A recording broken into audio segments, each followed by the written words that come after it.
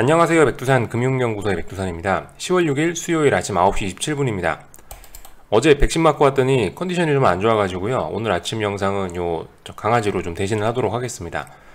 어젯밤 미국은 특별한 일 없었습니다. 그냥 반등세가 들어왔다. 기술적 반등이 나왔다. 라는 게 어젯밤 모습입니다. 나스닥 1.2%, S&P 1% 정도 상승 마감을 했고요.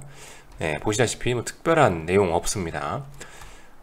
내용 조금 자세히 보면은 어제 나스닥이 좀 더 강하게 올랐어요. 참 재밌는 모습인데 어젯밤에 금리 올랐단 말이죠. 근데도 나스닥 S&P보다 더 강하게 오르는 모습을 보니 좀 독특하다, 이런 모습 정도는 볼 수가 있겠습니다. 사실 근데 그 금리의 움직임과 주식시장의 움직임이 딱딱딱 1대1로 꼭 그렇게 움직이라는 법은 없으니까요. 이상할 건 없습니다. 그래서 어젯밤 주식시장 내용을 좀 살펴보면은, 주식시장이 아니고 일단 어제 다른 것부터 좀 잠깐 살펴보면은, 금리 많이 올랐단 말이죠. 어젯밤에 금리 많이 올랐는데, 금리 많이 올라도 나스닥이 올랐다라는 거 보실 수가 있겠습니다. 이게 그렇다고 이제 금리가 안심이냐, 이제 인플레 없어지냐, 그건 아니죠. 어쨌든 앞으로도 금리는 계속 올라가긴 할 것 같은데 1.555라는 자리가 중요한 어떤 저항이라는 이야기를 드렸었죠. 그렇기 때문에 넘어가더라도 이 부근에서 이렇게 버벅버벅 하는 거는 정상적인 흐름으로 일단 보입니다. 이게 1.555를 이제 강하게 돌파한착하면은, 금리가 돌파한착하면 이제 다시 주식시장이 금리 상승이나 인플레 이런 거를 주목하겠죠. 아직까지는 지가 올라봐야 반등에 불과하잖아요. 그죠? 아직까지는 그죠? 그러니까 아직까지는 올라봐야 1.5 밑에 있고, 아직까지 박스권에 있기 때문에 시장이 별로 주목해주지 않는 듯한 모습입니다.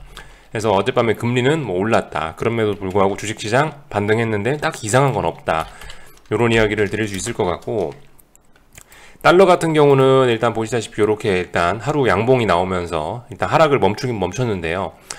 글쎄요, 일단 얘도 계속 위쪽으로 일단 올라갈 것 같긴 합니다. 얘도 보시다시피 이렇게 계속 우상향하고 있기 때문에 지금 직전 고점, 여기 있는 매물 소화하고 있는 거죠. 그죠? 여기 있는 매물 소화하고 있고, 딱 이상한 거 없습니다. 상승 중 조정 나오는 걸로 일단 잘 보이고요. 그래서 특별히 엄청나게 달라진, 대외 환경이 엄청나게 달라진 건 없고, 그냥 주식시장이 단기간에 너무 많이 빠졌으니까 좀 올라오는 것 같다, 이렇게 일단 볼 수가 있을 것 같습니다. 그래서 어젯밤에 나스닥이 S&P가 올랐는데 앞으로 계속 반등하냐 모르겠습니다. 오늘 밤에 또 하락해도 이상하지 않고요. 하여튼 지켜볼 수밖에 없어요. 다만 이제 여러분들 대응은 말씀드렸다시피 이 좀 반등이 나올 거면 충분한 반등을, 그죠? 여러분들이 그러니까 반등 기다리셨다가 뭔가를 할 거면 반등이 충분히 나올 때까지 좀 기다리셨으면 좋겠어요. 이거 별 의미 없거든요. 이런 움직임 별 의미 없어요. 애초에 좀 이렇게 좀 차트에 좀 자국이 남을 정도로 훅 올라오면은, 그러면은 이제 뭔가를 해야지. 지금 이런 거 양봉 하나 보고 아이고 좋다 이러면서 여기다가 현금을 쓰는 거는 제 생각엔 별로 그건 좋은 것 같지는 않습니다. 그러니까 지금 상황은 아직까지 이게 더 아래쪽으로 갈 수도 있는 거예요. 그러니까 이걸 완전히, 그러니까 이런 단기 하락세를, 이런 걸 완전히 넘어서는 그런 반등이 나왔을 때 여러분들이 움직이셨으면 좋겠다라는 생각이 듭니다. 그래서 이런 이야기 정도를 드렸고, 어젯밤에 그래서 미국 주식시장이 그렇게 일단 반등을 함으로 인해서 변동성 지수들이 보시다시피 빅스 지수인데 23, 24 부근에서 오랫동안 어떤 그 저항 덩어리를 만들어내고 있는 이런 모습입니다. 그래서 보시다시피 오늘, 그러니까 이 변동성 지수가 계속 확대가 될 거였으면 어젯밤에 갔었어야 되겠죠. 어젯밤에 올라줬어야 될 텐데, 어젯밤에 이렇게 양봉이, 음봉이 딱 나왔으니까 제가 봤을 땐 이거는 일단 단기적으로는 더 가지 않겠다라는 것 같습니다. 단기적으로 위쪽으로 더 안 가고, 단기적으로는 일단 아래쪽으로 좀 프리미엄을 빼겠다, 아래쪽으로 좀 변동성을 감소시키겠다라는 의미로 보입니다. 일단 단기적으로 지금 여기를 저항으로 인식했기 때문에 이거 바로 넘어가지는 않을 것 같아요. 물론 오늘 밤에 양봉으로 다시 되돌리면 의미가 좀 달라질 수 있는데, 어제까지 모습으로 봐서는 일단 당분간 좀 변동성 감소시킬 것 같다라는 거. 변동성 감소시킨다는 얘기는 일단 시장이 좀 더 반등할 수 있을지 모른다, 이렇게 이런 식으로 받아들이면 되겠죠.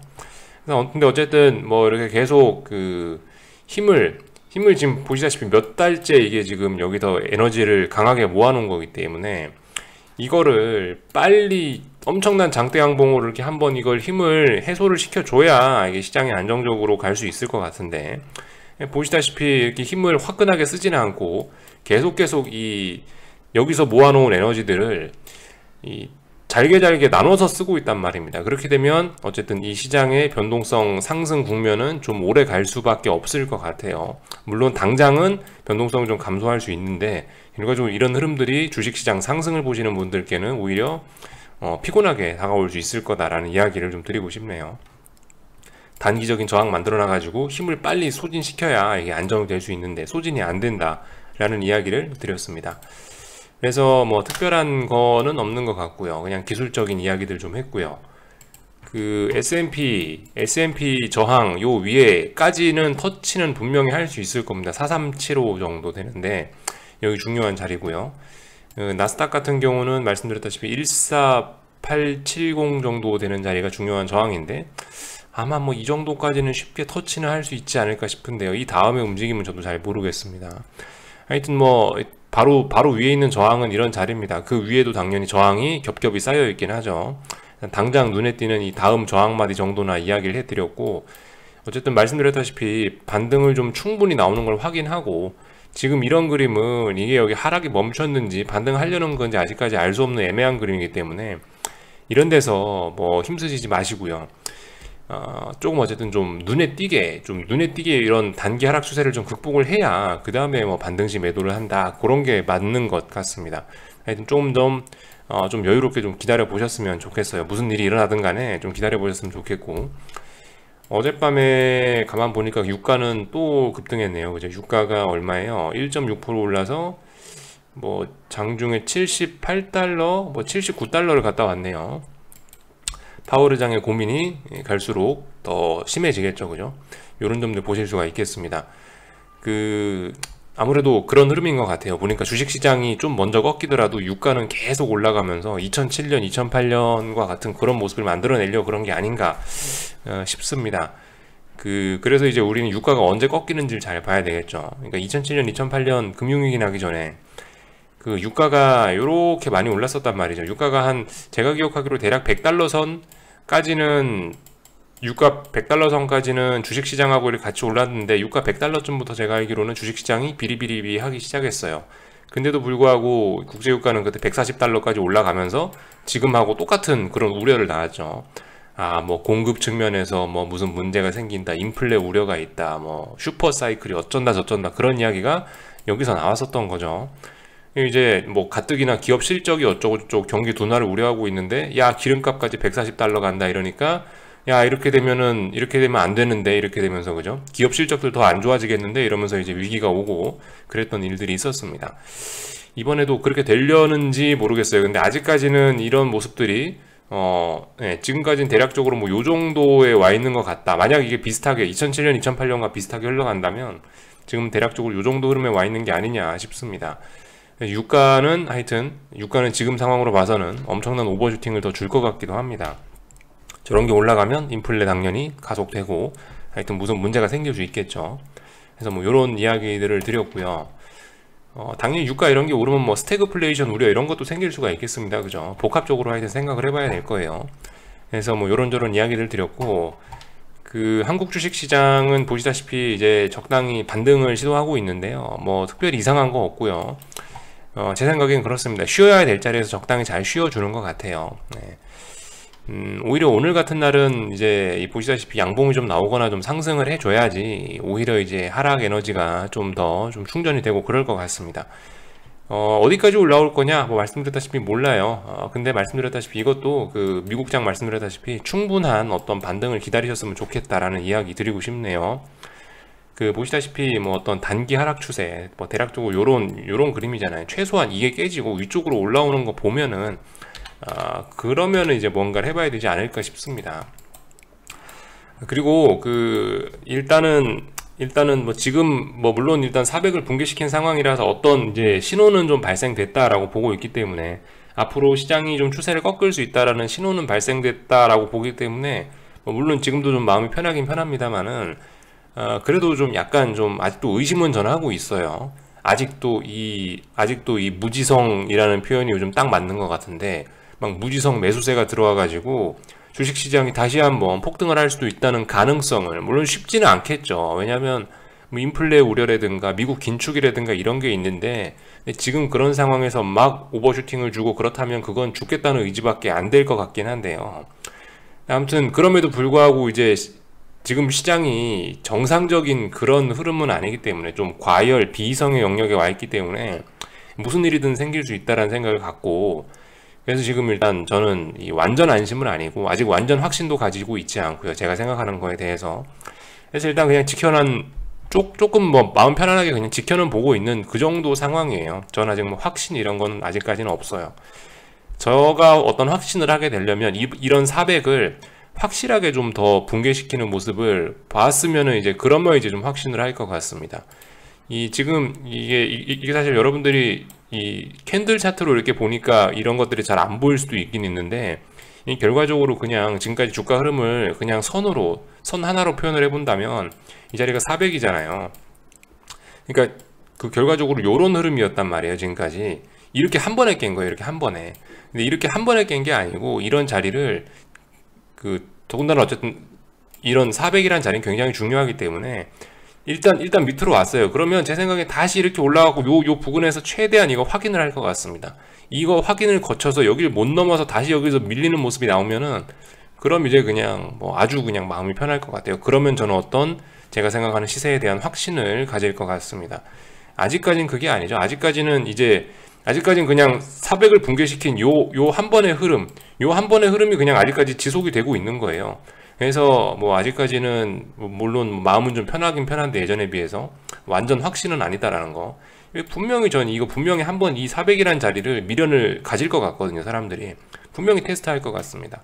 테스트하다가 뭐 좀 넘어갈 수도 있을 것 같고, 물론 이제 넘어가면 안 좋다라고, 숏 보는 입장에서 안 좋다라고 생각을 합니다만, 요즘 시장이 이제 워낙 이상하니까 이런 것도 충분히 한 번씩 넘길 수는 있겠지라는 생각도 일단 열어놓고 일단 그렇게 보고 있어요. 그래서 아무튼 요런 400에 대한 이 테스트를 한번 거쳐야 될 것이다라는 생각입니다. 어쨌든 이번에 400이라는 자리를 너무 쉽게 붕괴시키긴 했고요. 물론 여기서 한 3거래일 정도 400을 확인하긴 했지만 그걸로는 좀 모자랄 거라는 생각이 들어요. 어쨌든 한 번에 붕괴시킨 그림이긴 하거든요. 다시 한번 테스트 해야 되지 않을까 생각하고 있습니다. 그래서 뭐 다시 400 부근까지 일단 올라올 수 있다라는 생각을 갖고 있고, 그래서 여러분들은 글쎄요, 뭐 여기서 뭐 추가로 하락한다라고 해서 뭐 그런 걸 뭐 추격으로 뭐 숏을 잡고 그런 것보다는 일단 좀 기다려 보셨으면 좋겠어요. 솔직히 여러분들 입장에서도 이 400이란 자리를 다시 한번 굳건히, 지금 어쨌든 400을 한 번에 깬 거거든요. 이 400을 다시 한번 테스트하는 그런 과정을 거치는 게 아마 제 생각엔 여러분들 입장에서도 훨씬 좀 쏘기 그게 편하지 않을까라는 생각을 좀 하고 있어요.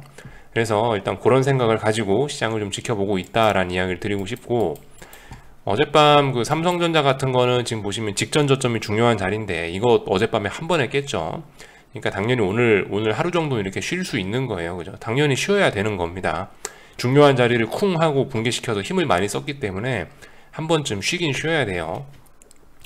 뭐 네이버고 뭐고 하여튼 전반적으로 어제 대형주들이나 하여튼 전반적으로 많은 주식들이 약간 좀 언더 슈팅기 나게 좀 빠져가지고, 오늘은 어쨌든 그 뭐 추가 하락을 바라시는 분들도 오히려 이렇게 양봉 올라오고 이런 거를 더 반기셔야 되는 게 아닌가 싶습니다. 말씀드렸다시피 이게 너무 강한 불로 오랫동안 가버리면은 냄비에 빵꾸가 나버릴 수 있거든요. 냄비에 빵꾸 나면 맛있는 요리가 되지 않겠죠. 네, 코스닥 시장도 그래요. 코스닥 시장도 지금 보시다시피 중요하게 이 한번 멈춰야 되는 그런 자리에서 멈추고 있습니다. 이런 모습들 아주 일단 뭐 나쁘지 않아요. 그래서 아무튼 요렇게 조금 반등 올라오는 거 요걸 가지고 야 반등이다 이러면서 뭘 안 하셨으면 좋겠고, 하여튼 분명히 그 충분히 뭔가 반등다운 반등을 주긴 줄 거예요. 그러니까 이런 상황에서 막 야 이거 반등 올라왔다 이러면서 막 뭘 움직이시기보다는 그냥 충분히 좀 기다려 보셨으면 어떨까 하는 생각이 듭니다. 그래서 일단 뭐 여기 정도까지 말씀을 드렸고요. 옵션 하실 분들은 그 당연히 이런 때는 지수가 상승한다라고 해서 콜옵션을 매수하는 건 아니겠죠. 풋옵션을 매도를 쳐야겠죠. 물론 그것도 별로 그렇게 바람직해 보이지는 않습니다. 요즘 변동성이 계속 상승하는 어쨌든 그런 국면에 와 있어서 글쎄요, 뭐 단기적으로는 뭐 변동성이 좀 더 죽을 수 있을 것 같아요. 한국 쪽.